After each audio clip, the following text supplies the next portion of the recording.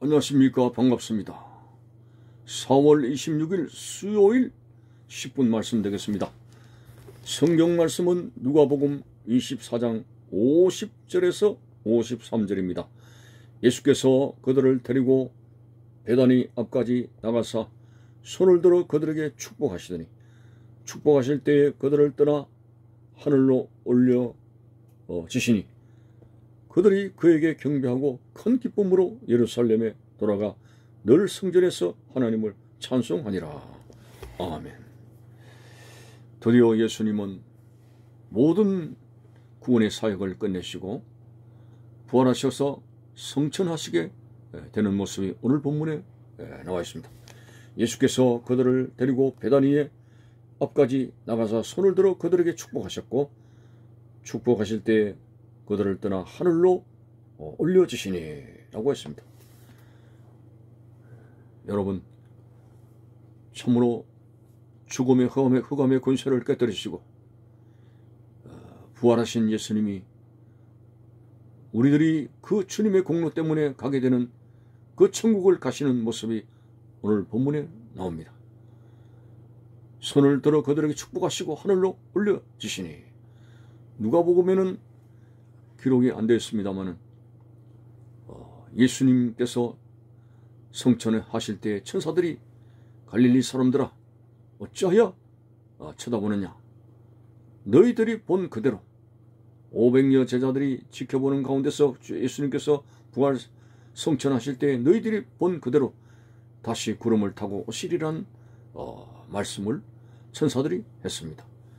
자, 어쨌든 오늘 부활의 예수님 손과 못 박힌 손과 발을 그들이 보았고 생선을 잡수시는 것도 보았고, 그리고 확실하게 성경대로 되어진 것에 대해서 이제 더 이상 의심이 일어나지 않도록 확실하게 주님께서 증거해 보이셨고, 그들에게 이제 성령을 보내주시겠다는 약속을 하시면서 모든 것을 이제 회복시켜 주셨고, 제자들에게 다시금 복음을 전파하는 사명을 그들에게 맡기신 것을 보게 됩니다.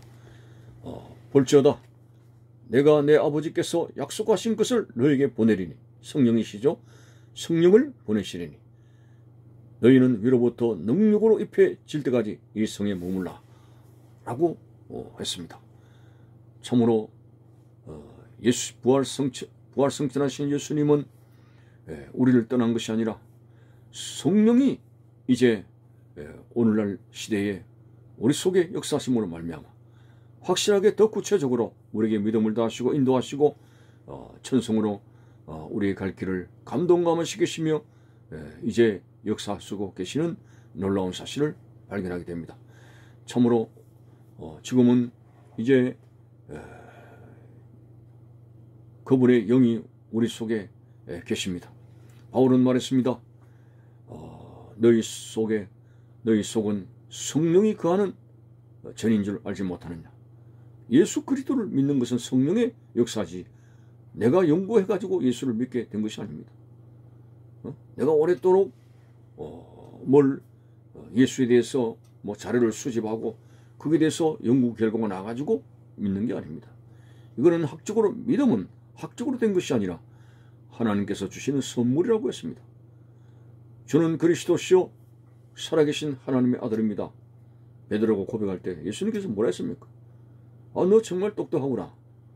너 명석하구나. 이런 베드로의 두뇌에 대해서 어떤 믿음의 결과를 그렇게 말씀하지 않았습니다. 바요나 시몬아, 네가 복이 있도다. 이를 알게 하신 이는 내 아버지시라고 분명히 말씀하셨고, 믿음은 성령께서 믿도록 하시는 것이고 하나님 주시는 선물입니다. 자, 그래서 오늘 지금의 이 시대는 성령의 충만을 받는 생활이 되도록 우리가 힘써 기도하고 말씀을 사모하는 생활이 되어져야 되는 것입니다.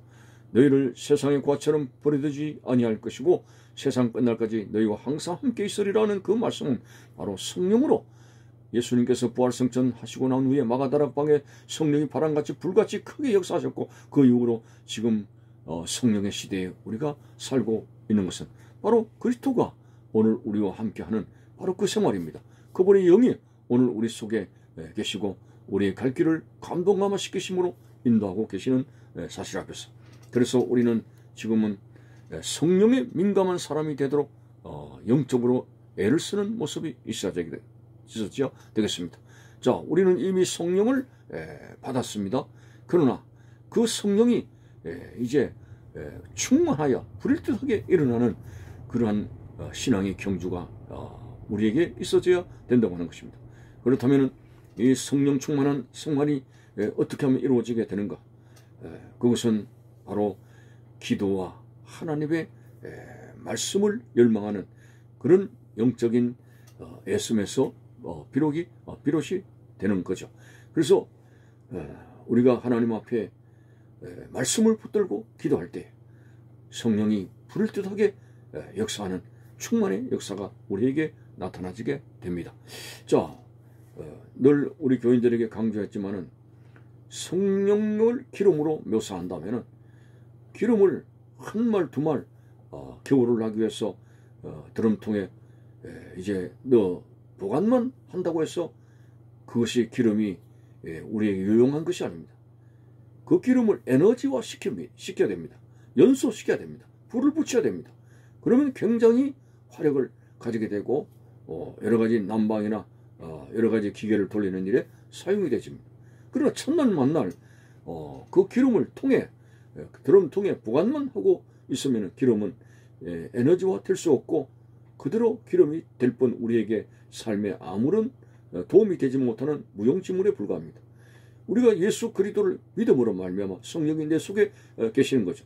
그러나 충만한 삶을 살기 위해서는 이 성령의 기름으로 묘사한다면 성령의 기름 그대로 이제 내 속에 계시는 도록 하는 것이 아니라 기도와 말씀이라고 하는 성령을 이제 불을 붙여가지고 모든 성령의 연사가 불을 뜻한 에너지, 성령의 영적 에너지가 발산하도록 충만한 생활이 되도록 늘 기도하는 생활, 하나님의 말씀을 늘 갈망하여 은혜 받는 생활, 이것이 병행되어지게 될 때 우리는 성령 충만에 거하는 생활이 될 수가 있습니다.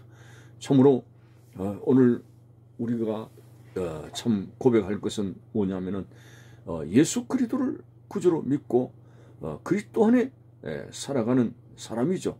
그렇지만 예수 그리스도 안에서는 결코 정잠이 없다고 하지만은 우리는 예수 믿어도 그 이후로 계속 범죄하는 생활을 하고 있습니다. 자, 이렇게 우리는 연약합니다. 그래서 우리가 어떻게 죄를 이기겠습니까? 예수 믿어도 또 완전히 죄를 청산하지 못하고 주님 나라 가는 그날까지 죄를 범하는 생활을 계속됩니다. 이것이 고민입니다. 그래서 바울도 오라 나는 곤고한 사람이로다. 누가 나를 이 사망의 몸에서 건져내라고. 바울이 괴로워한 그 모습은 뭡니까? 그가 성령 충만한 생활 속에도 죄악의 욕망 속에서 일어나는 이것에 대해서 굉장히 괴로워한 모습을 봅니다. 그러나 바울은 그것으로 끝나지 않고 이김을 주시는 예수 그리스도로 인해서 그는 죄를 물리치고 늘 성령 안에서 거하는 생활을 할 수 있다는 그런 고백을 하게 된 것입니다. 그렇습니다.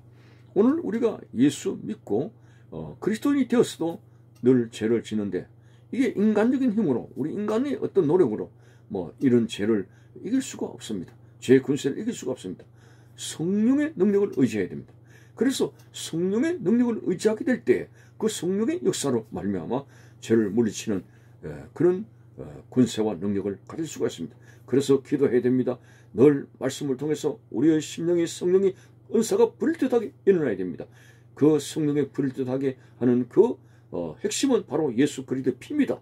예수께서 우리를 위해서 십자가에 죽으시고 우리의 죄를 사하시기 위해서 피를 흘려주신 그 예수 그리스도의 보혈의 권세를 성령의 능력 충만으로 말미암아 그 보혈의 능력을 가지고 사단의 권세를 물리치고 하나님 앞에 바로 설 수 있는 생활이 될 수가 있습니다. 참으로 죄악이 간영한 오늘 이 시대에 우리가 기도가 약해지게 되고 하나님의 말씀을 열망하는 생활이 떨어지게 되면은 오늘 우리 성령의 내 속에 계시는 성령의 역사가 잠잠하게 될 뿐입니다. 내 속에 계시는 성령의 역사가 에너지화 되어서 불일듯하게 은사를 부릴 듯하게 하는 그런 역사가 나타나도록 늘 깨어서 기도하고 하나님의 말씀을 붙잡고 감동감화받고 그 말씀 충만이 바로 우리에게 성령 충만이 되어져서 사단의 권세를 이기며 승리하는 여러분들이 되시기를 바랍니다. 감사합니다.